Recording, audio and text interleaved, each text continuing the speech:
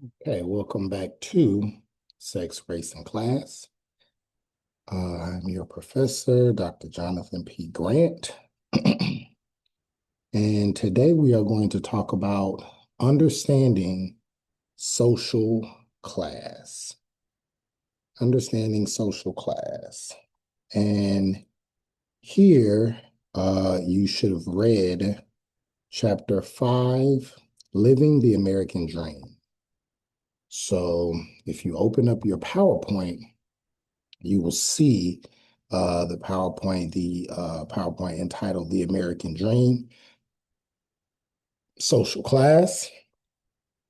And that's kind of what we'll be going into today, not only looking at some of the definitions and ways in which we understand social class conceptually, but also some of the um, some of the history, not necessarily the history of class or social class, but the history of how we have studied social class.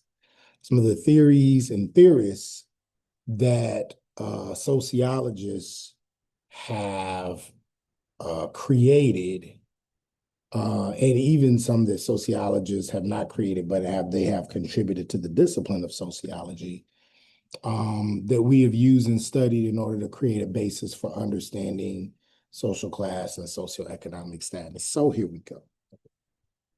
Um, the first thing you're going to do is you are going to complete the hidden rules of social class assignment. So this assignment that you see, I want you to go ahead and complete that as part of your work. And then there's also a deadline for that. So that I think will help give you some context around it. You can do it before watching this video. You could do it after, but I'll prefer you do that assignment before. So then it kind of gives you some understanding of how we're going to move with this breakdown. Okay. So go ahead and complete that and then come back to this video. So if we go to the next slide, it says social class. Social class may be one of the most important concepts in all of sociology, and probably one of the more difficult um, concepts, or social identities, right? To define and to describe, because it's so nuanced and so abstract. It's difficult to define, and there are different ways in which people have kind of helped us understand and conceptualize social class. When we think about race, that's pretty simple, and actually one of the easier kind of um, identities that we've looked at, right? Race is only about 500 to 1,000 years old, right? Even if we look at gender, right? Gender and sex is pretty easy to describe and to identify, right? And of course, there is nuance around it, and there's ideas around behavior and feeling and action, right? And we'll get into kind of the nuances of all as it pertains to sex and gender later on. But for the most part, it's pretty straightforward in terms of how at least sociologists identified sex and gender. However, when it comes to social class, there are actually many definitions. Some things are universal, but there are different definitions and ways in which we understand social class, because you could have two social classes. Some people believe you have two, which is rich and poor. You can have six, you can have 9, 10, 12, 15, 20 social classes, right? And how we look at and understand mobility and haves and have-nots and access to resources changes as technology grows, as technology advances. So social class is not an easy concept to nail down. But in this class and within this discussion, if you look at the PowerPoint, you see that we have a working definition. And that working definition is that social class is a group of people with shared life chances, economic opportunities, and lifestyle. Whether poverty, middle class, or upper class, the people in the class have similar experiences. So we are going to look at and understand social class, not just as it relates to economic security and resources, even though that plays a role. We'll also look at it as it pertains to life opportunities and life chances and growth and lifestyle, because all of these things play a role in social class, not just how much money you make, but what that money can do for you, what you're allowed to have access to because of this money, right? Or because of the resources. Sometimes you can have very little money, but you can still be of a higher class because of what you may have access to, right? Sometimes you can have quite a bit of money, but because of other forms of oppression, you may be relegated to a lower class, right? Because of what you have access to. So class is not just about money or how much money you have in the bank or how much money you have under your mattress, but class is also about life, lifestyle, opportunity, and life chances. It is socially constructed, and we talked about that before. It is socially constructed because policies affect each group differently.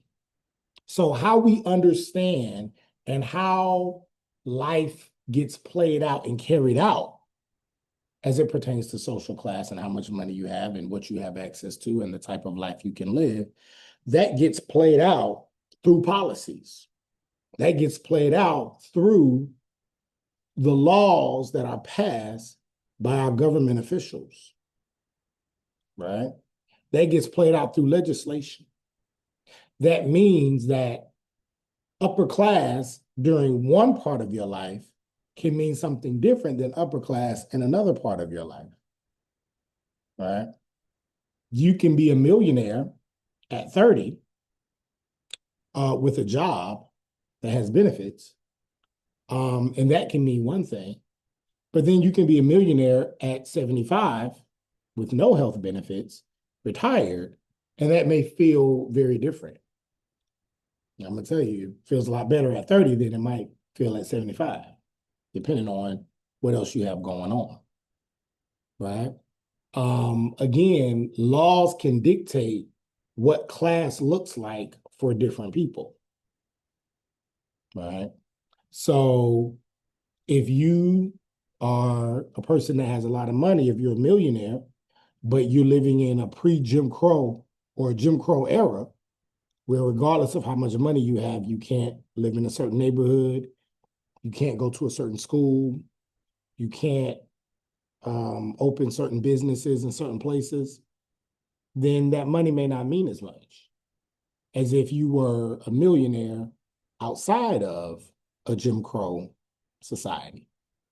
So again, laws dictate life chances and laws dictate what classes has access, what classes mean, and also what classes have access to what things.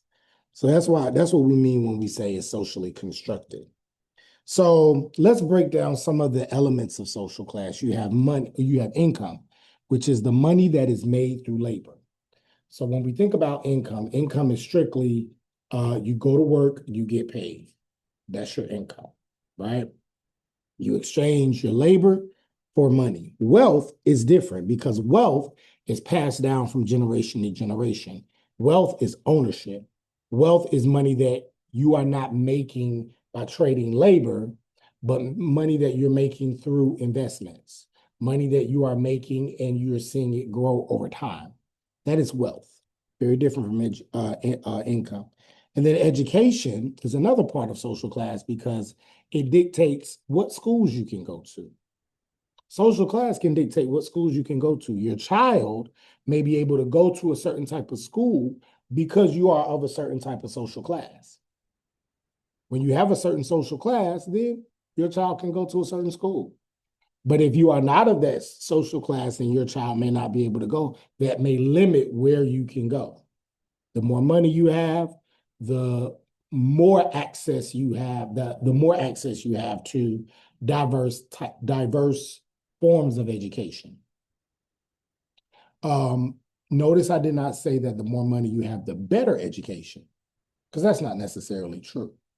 You can send your child to a school that costs a lot of money, but it may not provide a good education.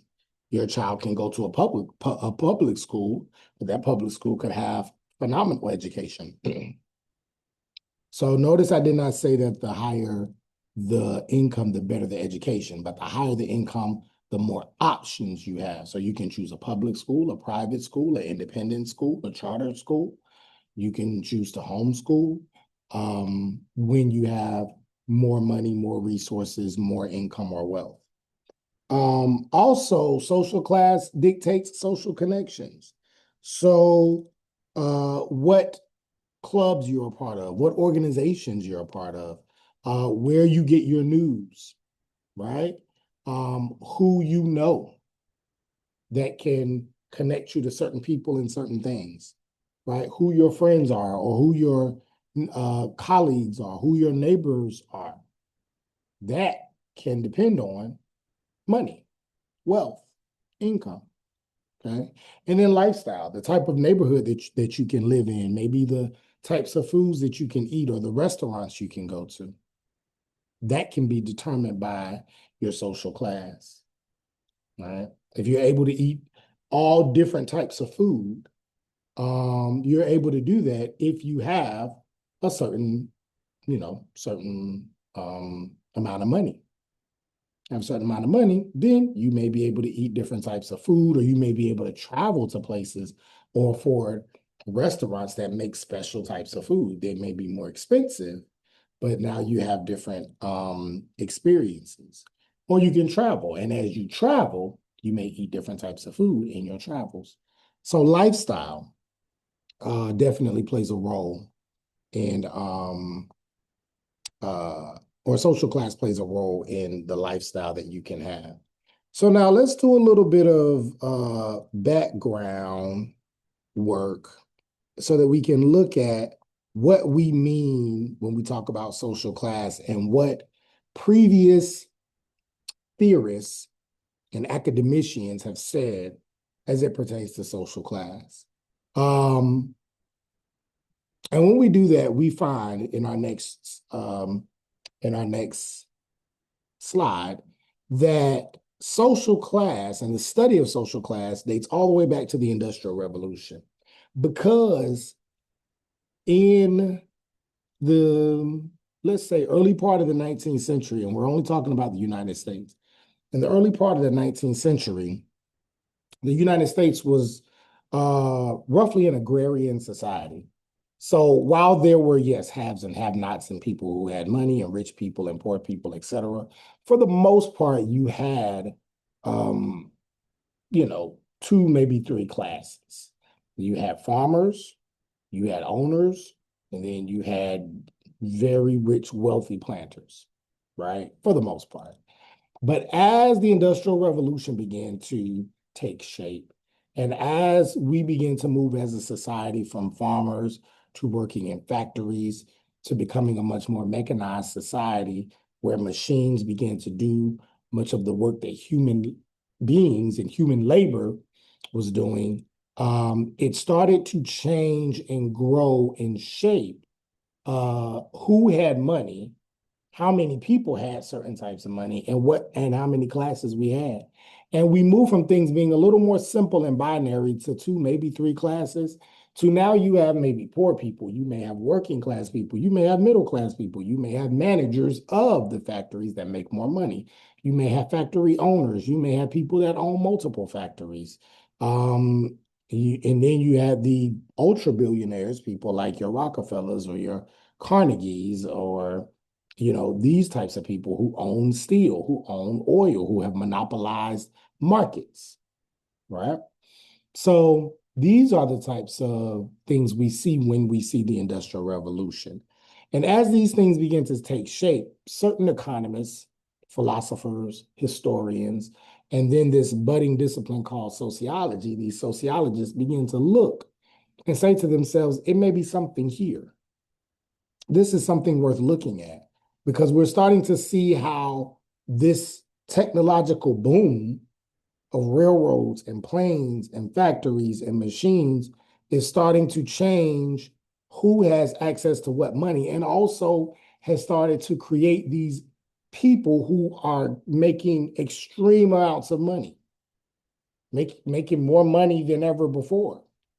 Now, the richest man in history is still to this day Mansa Musa, who made money off of gold and trade between Africa and what is considered the Middle East or East Asia and Saudi Arabia and those places.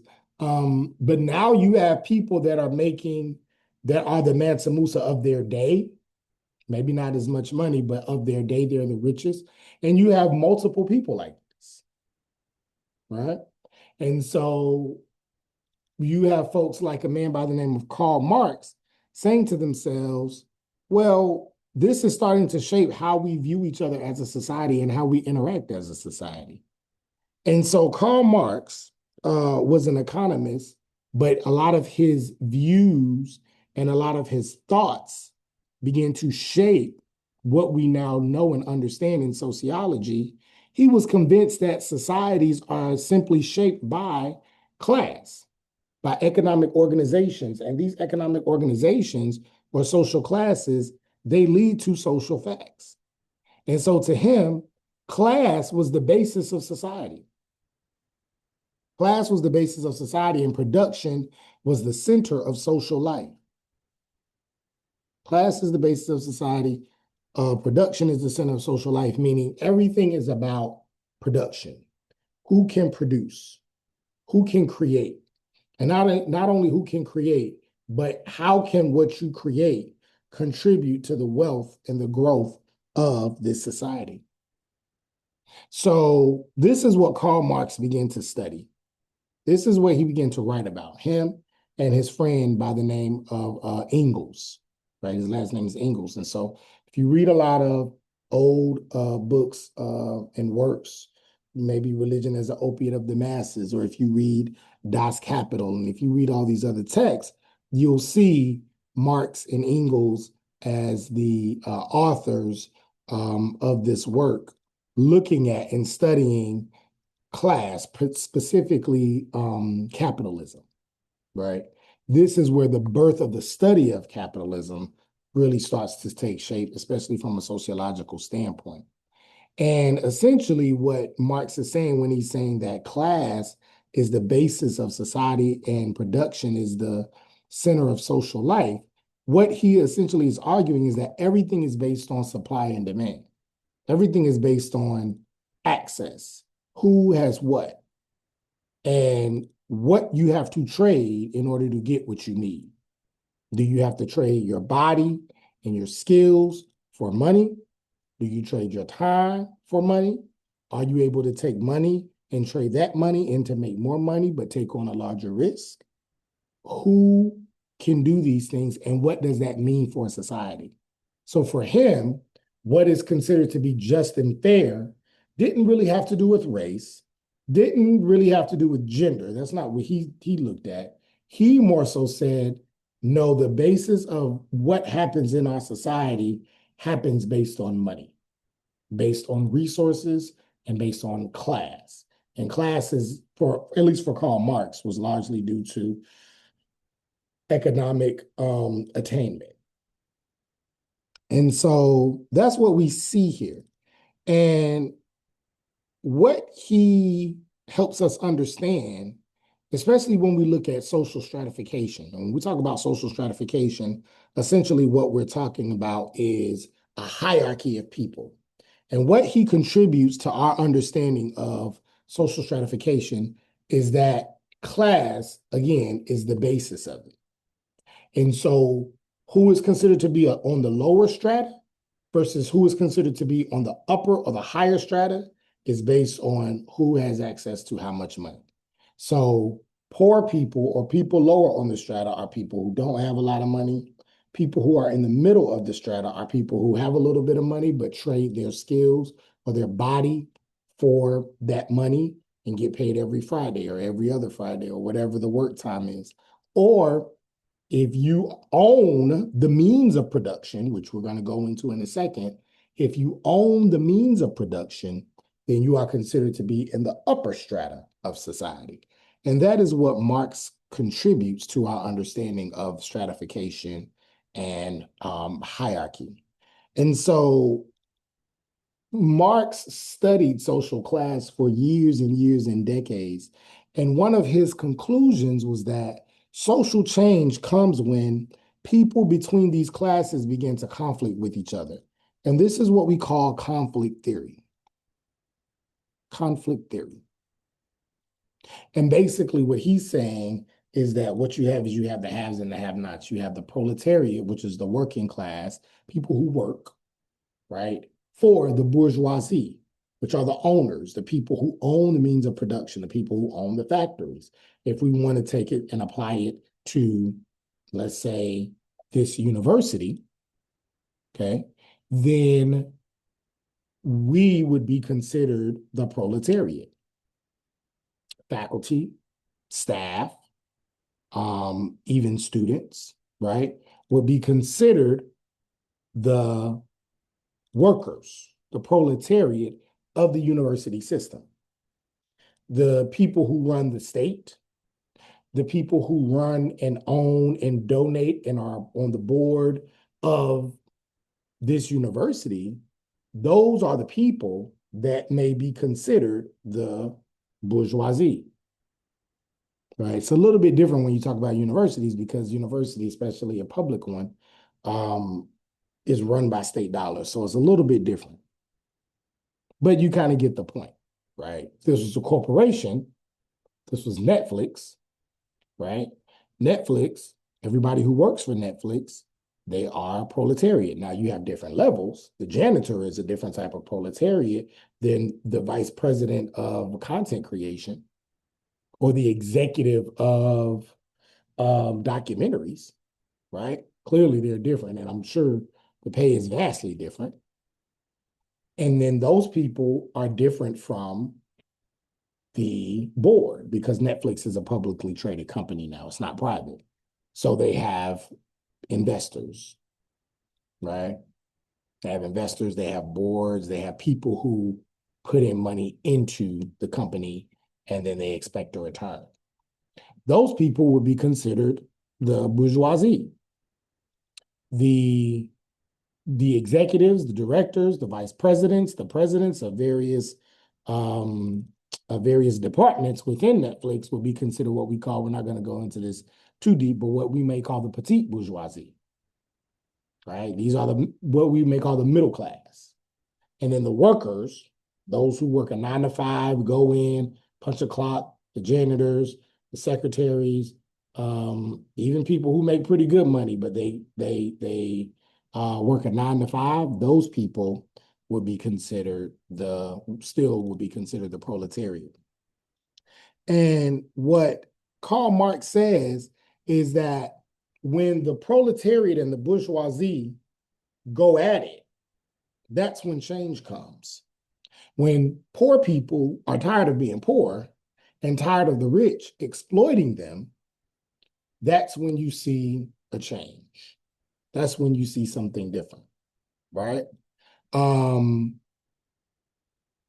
so to him, he's arguing that change only comes when there is conflict between groups, particularly between groups that have and groups that don't have, or groups that are being exploited versus the groups that are doing the exploiting. And for him, it was always based on social class. However, the more we delve into sociology, the more we delve into this discipline and the more we delve into this class, we start to see that that same conflict theory can be applied to race, can be applied to gender, can be applied to heteronormativity, can be applied to access to freedom of religion, access to education. It can be applied in many different ways, right? But in this case, and what Marx is talking about is being applied to the poor and the rich. And again, we've seen over time, and we'll talk about it in a second, but there have been plenty of clashes that have happened and revolutions that have happened on the basis of class.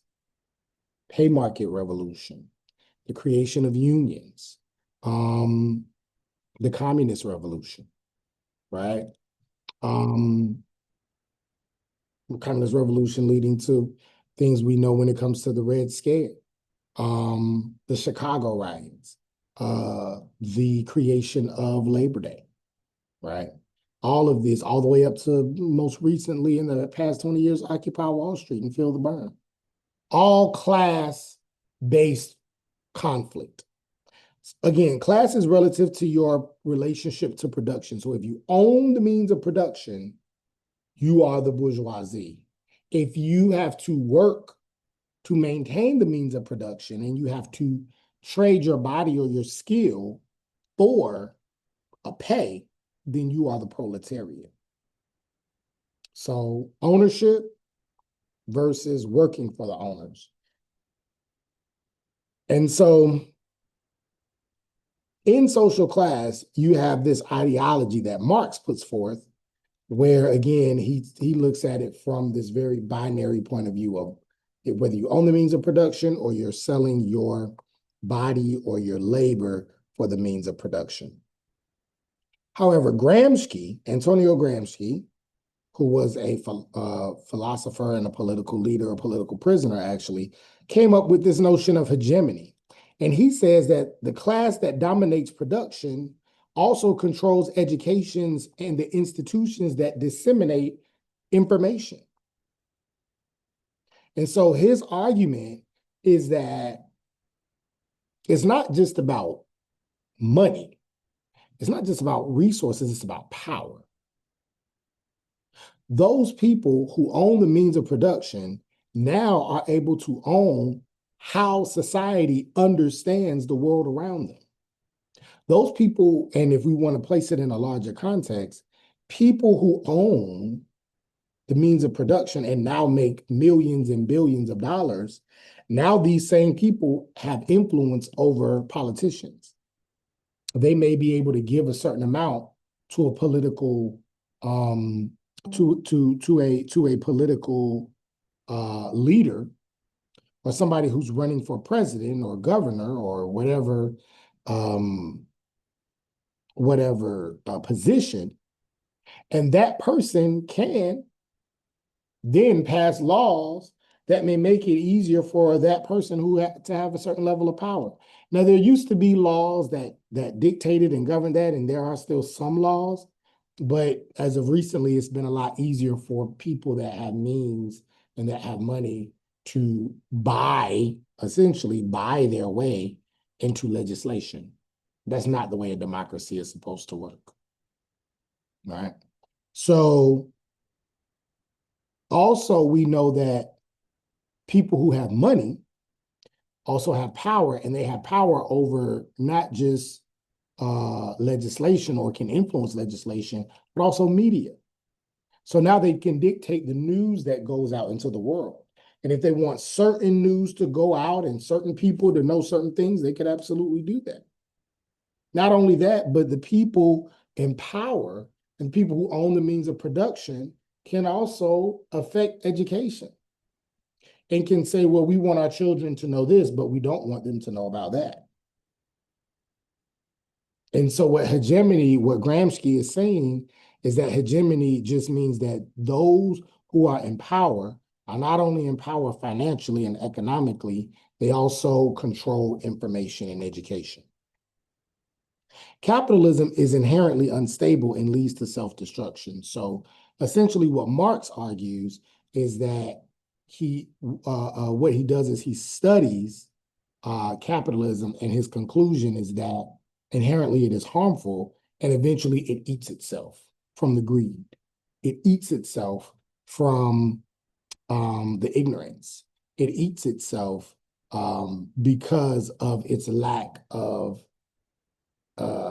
because of the lack of the ability or the lack of want or cognizance to understand that wealth, the more that it is spread out and the more that it takes care of the people, the better the society then becomes collectively and the longer it can last.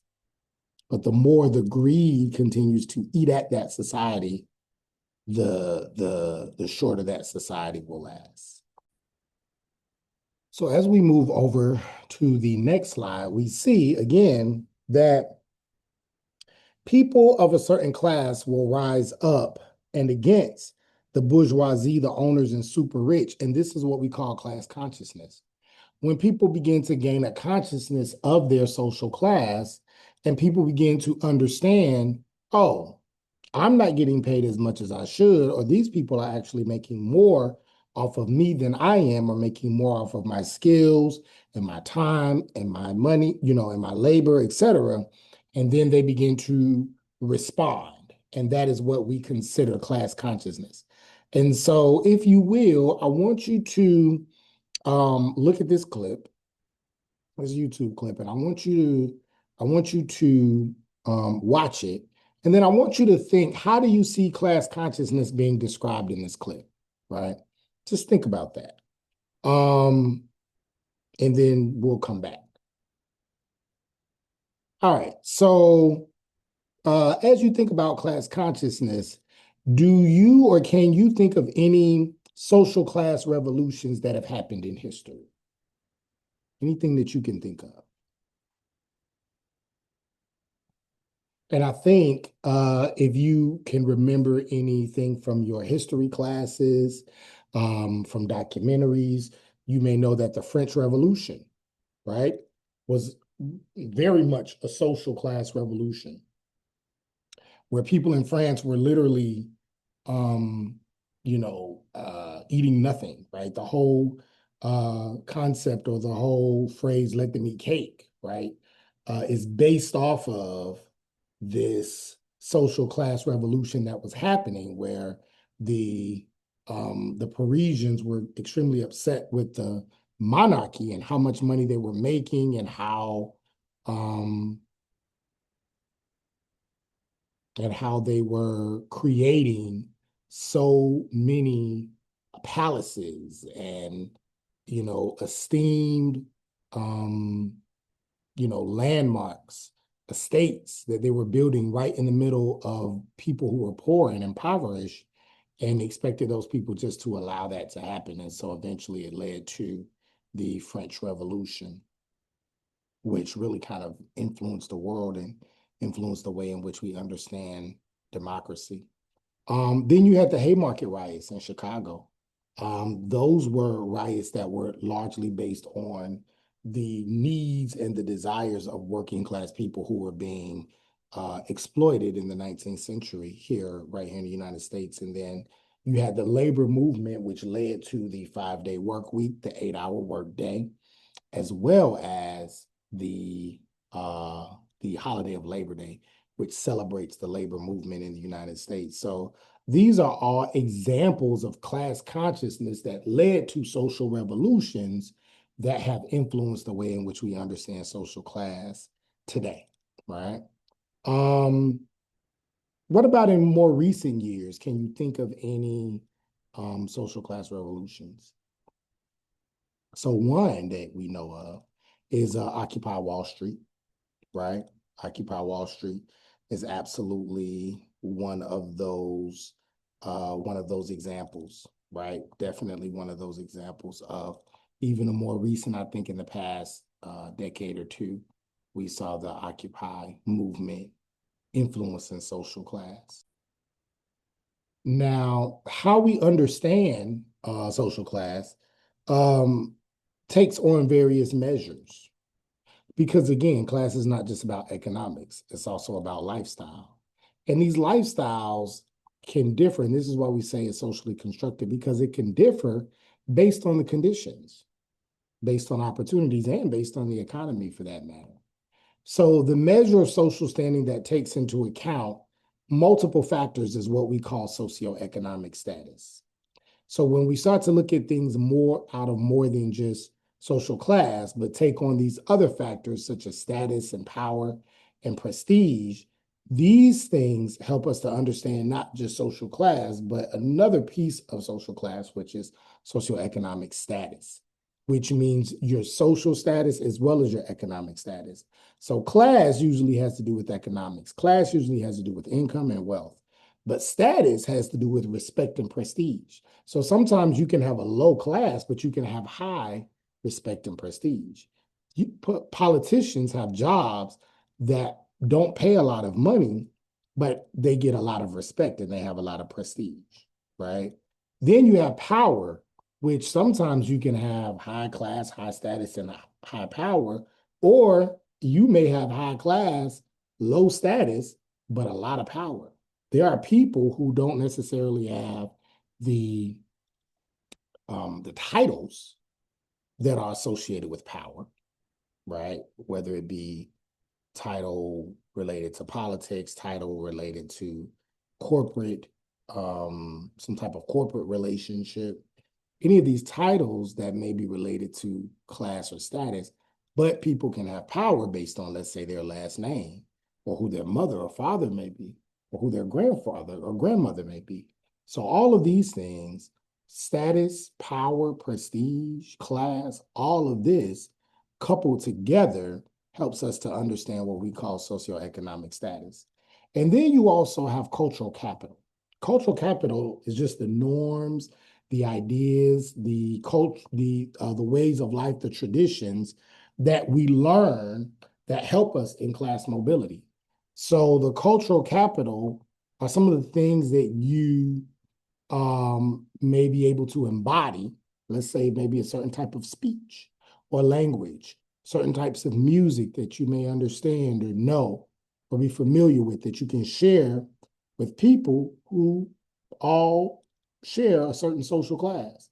And if you can speak that language or they feel comfortable around you, then those relationships can help increase your social class. So again, it's about networks, it's about opportunities, it's about knowing the right people, saying the right things in the right rooms. All that is a part of cultural capital, right? So when I say it's not just about um, economics, but all these other things play a role. Let's take, for example, a college professor and a plumber. Um, who do you think makes more money, a college professor or a plumber? Most people may say a college professor. However, you have college professors that don't make a lot of money.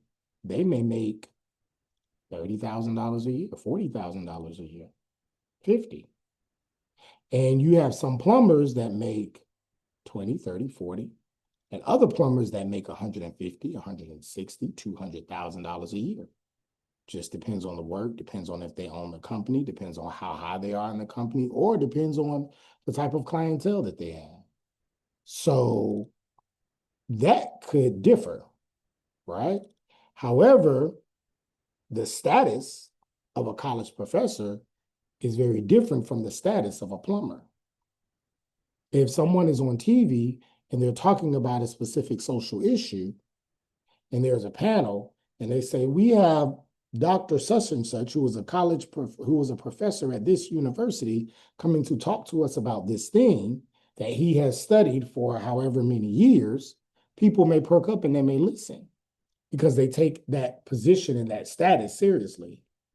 If that same person said, and now to speak on this topic of global warming, we have Jim the plumber.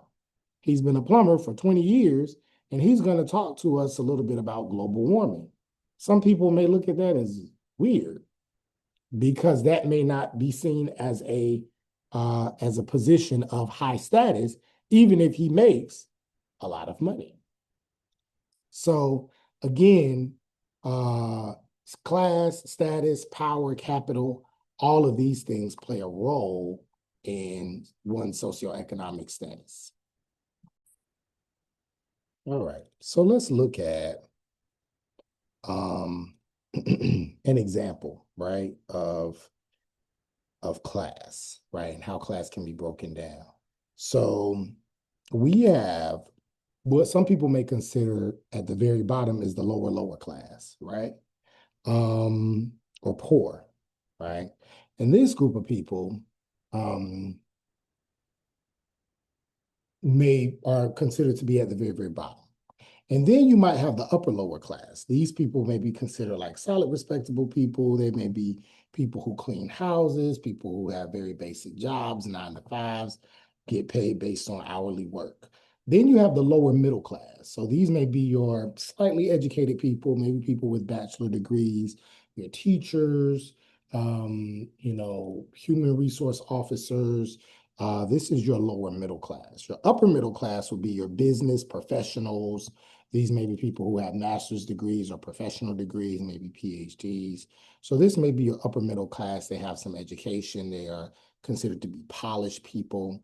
Then you have your lower upper class, and these are your slightly richer than the above group people. So these may be your millionaires, your athletes, your high-priced attorneys, doctors, etc. So these are people who are considered to be lower upper, and this can range from 6 figures or high in the 6 figures, well into the 7 figures, and even 8 figures.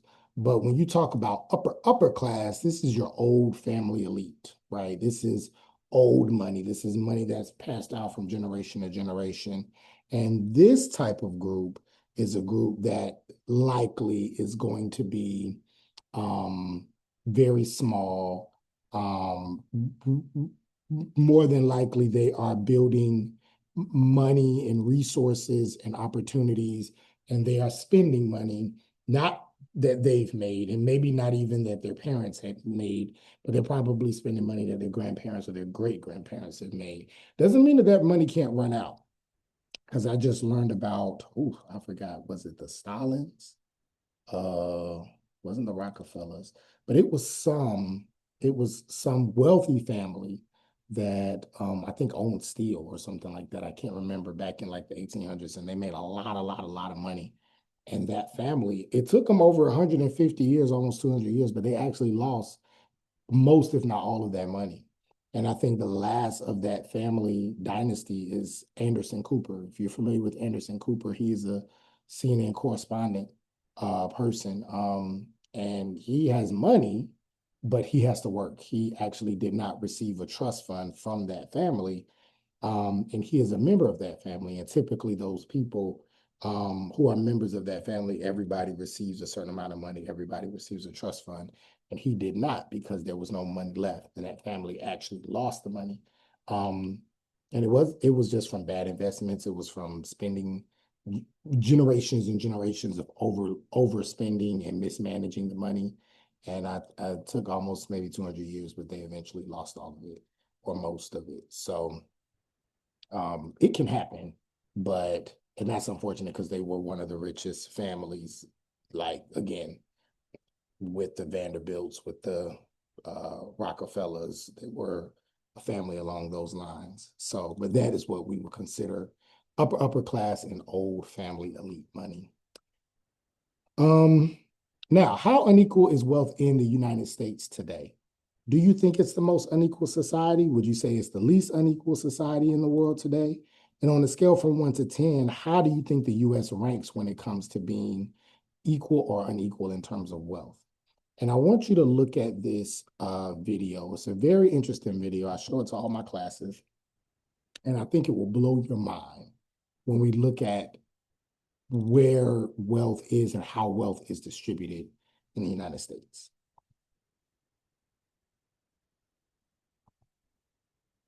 Now, if we go to the next slide, we see that income versus wealth is a key part of how we understand social inequality. Social inequality is inevitable in the world, but the degree to which it is not. We'll always have poor, we'll always have rich, but how rich and how poor people are and how much wealth is concentrated in certain groups it doesn't have to be that way. And the amount of poverty that exists and the amount of poverty that exists within certain groups does not necessarily have to be either. Again, income is how much money you make, and wealth is how much that you accumulate over time. And wealth are the things such as houses, shares, bonds. Cash in the bank is a very important part of wealth. Capital gains, investments, all of these things play a role in wealth. And even when the market crashes, the wealthy are still better off than the non-wealthy. And when it is good, they do considerably better because even when the market crashes, they're able to live off of the interest, they're able to live off of other parts until the market corrects itself again, and the market always corrects itself at some point. So that's what we mean when we talk about income versus wealth.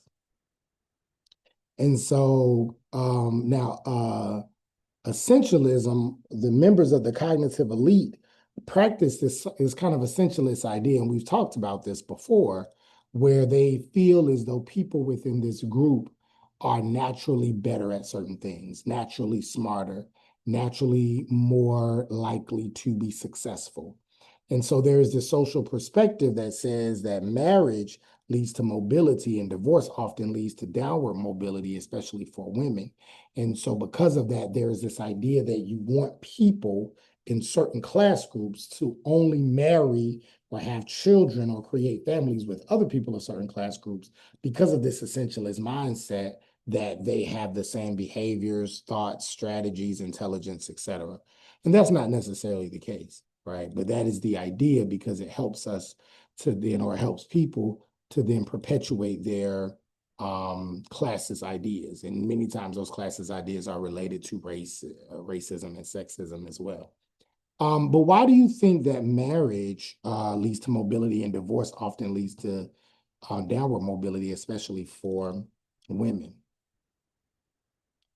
And if you said that it is because oftentimes men are the ones that have the opportunities when it comes to um, uh, wealth gain, income, they're the ones that typically make the most money. And so men oftentimes make more money than women in a marriage. And so if there is a divorce, then it hurts the woman more because traditionally the man is likely to be the one to expand and grow in his business and his opportunities and his career and his professional aspirations, while women traditionally oftentimes are the ones who will eventually impede on their advancement to take care of the family, to take care of the home, to take care of the children. And so if there is a divorce, then the man is more likely to be able to bounce back from that divorce financially than the woman is because of the lack of advancement that maybe she did or presented or was active in largely because of these traditional roles, right? Um, Also, if we look at this poverty and poverty rate, we see that the number of people in poverty and the poverty rate has changed drastically over time, right? So if we look at, let's say, the late 1950s and early 1960s, we see that this has dropped, right? The number of people in poverty and the poverty rate was pretty high, and then it dropped very much in the 60s and kind of leveled out in the 70s. But why do you think it dropped in the 60s?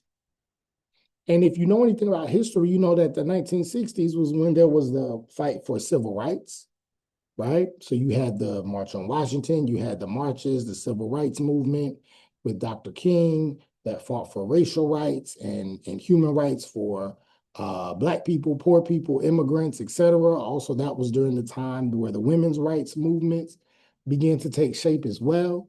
And then in the 1970s, it kind of leveled out. So there was this push towards understanding and being cognizant of the conditions of marginalized people in the United States. But throughout the 70s, it leveled out. And then in the 80s, you see it rise again. And because the 80s saw an increase in more conservative ideas, it saw an increase in largely because of the Reagan era and the Reaganomics that existed. And so, with these conservative ideas of having money and placing money into the hands of corporate entities, hoping that they would, what they call trickle down theory, would trickle down to the masses, but instead stay locked into the hands of the corporate entities, it ended up creating a rise in the poverty rate. And not only a rise in the poverty rate, but the rise in the number of people in poverty. Um, and so it began to largely affect the class of the masses.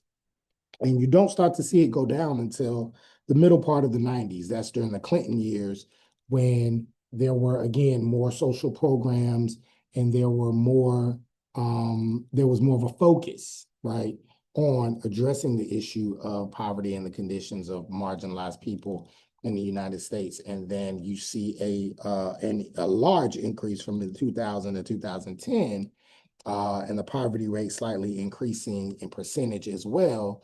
And we know that shortly after 2000, you had 9/11, and then you had the recession, and then it just continues to climb up until 2010. So you can kind of see how the number of people in poverty and the poverty rate has changed over time.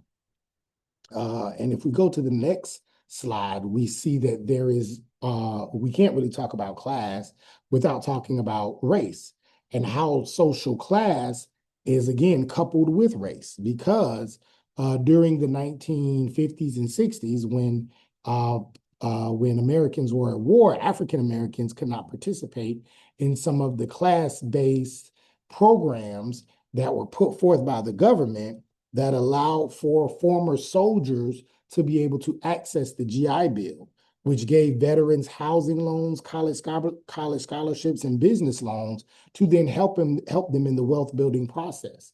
They were able to take those VA loans and get homes in the suburbs. They were able to take those loans and start businesses, take those loans and go to school, all on the dime of the country, as a way of thanking them for their service. However, this was during the time of Jim Crow, so African Americans did not have access to that.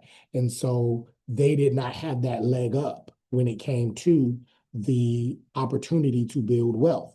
And so while their white counterparts, who they fought alongside in Korea and in Japan and in other places during the war, they could not get access to those loans and that leg up in the wealth building process.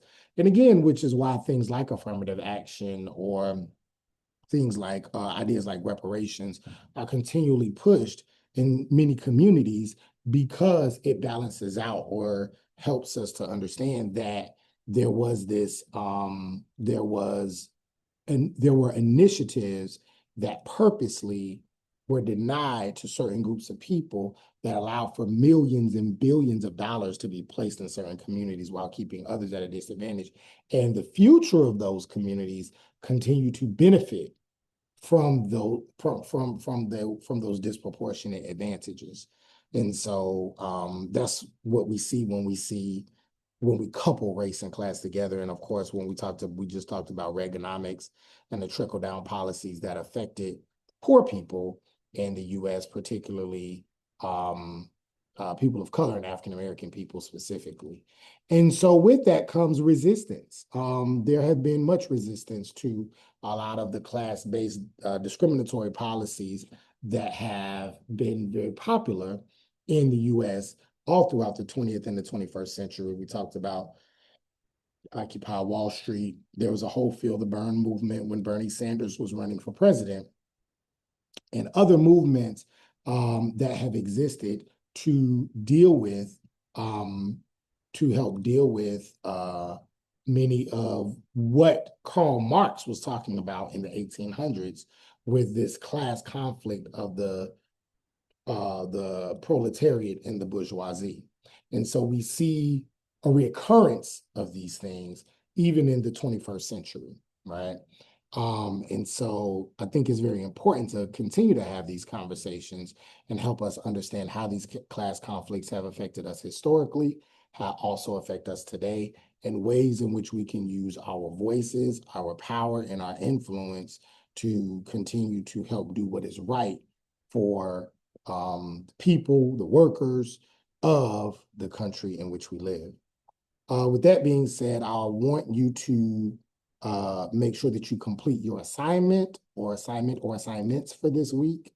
Any assessments that you have this week, I just want to remind you to make sure that you look at those deadlines and make sure you complete them before the deadlines that are in your syllabus as well as on Canvas. And if you have any questions, you can always reach out to me. I hope you have a great day, great week, great weekend, and I will see you or you will see me in the next lecture video, and hopefully I'll see you if you decide to meet for office hours. Thank you, and have a great day.